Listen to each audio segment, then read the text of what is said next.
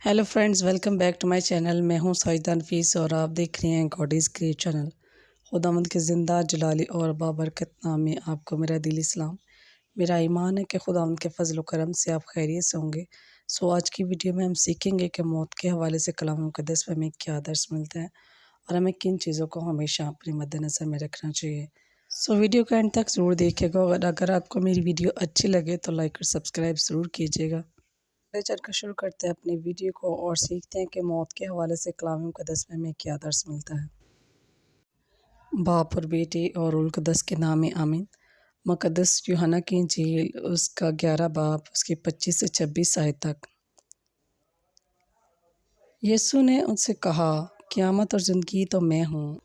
जो मुझ पर ईमान लाता गो वो मर भी जाए तो भी ज़िंदा रहेगा, और जो कोई ज़िंदा है और मुझ पर ईमान लाता है वो अबद तक कभी ना मरेगा।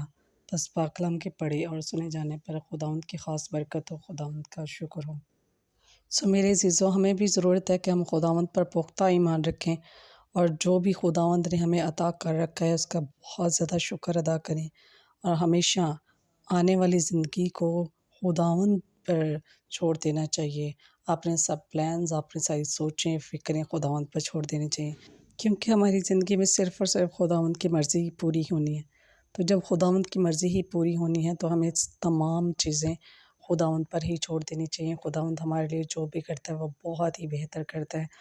खुदावंद इस कलाम के वसीला से आपको और मुझे बहुत सारी बरक़ात से नवाज़ें। मिलते हैं किसी और नए टॉपिक के साथ और सीखेंगे कलाम मुक़द्दस में और क्या-क्या इरशादात फ़रमाए गए हैं। तब तक के लिए अपना और अपने प्यारों का बहुत सारा ख़्याल रखिएगा। टिल देन, खुदा हाफ़िज़।